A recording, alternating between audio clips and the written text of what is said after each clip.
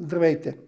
Аз съм доктор Любомир Субев и искам да ви представя немедикаментозни средства, пластири срещу болка, базирани на затопляща и съответно охлаждаща система. При затоплянето се осъществява противовъзпалителен ефект на мястото, подобрява се храненето на подлежащите тъкани, разширява локалните кръвоносни съдове и оттам по-голямо количество хранителни вещества и кислород достигат в дълбочина и по-лесно се отделят токсините. Всички тези процеси довеждат до спазмолитичен ефект, обезболяващ ефект, ускоряват се възстановителните процеси в дълбочина и се подобрява подвижността на мускулните влакна. Първият препарат от тази гама се нарича Curahit Arthritis.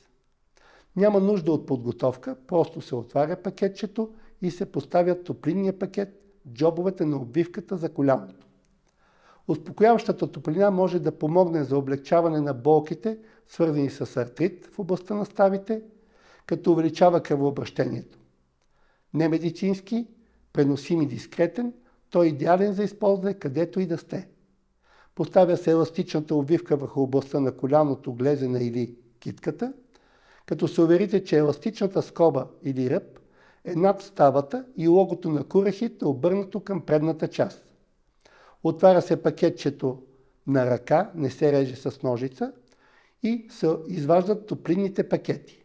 Поставя се по един термопакет в джоба на обвивката от двете страни на ставата. Термопакетите винаги трябва да се поставят в джобовете на обвивката. Има достатъчно топлинни пакети за 4 еднократни употреби на един топлинен пакет или за 2 употреби на 2 топлинни пакета Curahit. При болка при артрит ще се затопли постепенно мястото в рамките на приблизително 30 минути. Също така трябва да се знае, че той се активира от въздуха и не трябва да се отваря сашето, докато не сте готови да го използвате.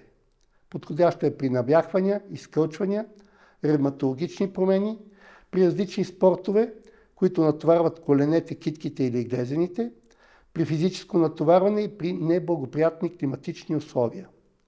Може да се ползва под дрехи, действа продължителност 8 часа, може да се използва по време на сън или почивка, както и по време на самото натоварване. Отговаря на най-важната максима на Хипократ, помага без да има елемент на вреда, независимо от наличието на хронични заболявания и общото състояние на пациента. Винаги преди употреба прочетете всички инструкции и предпазни мерки.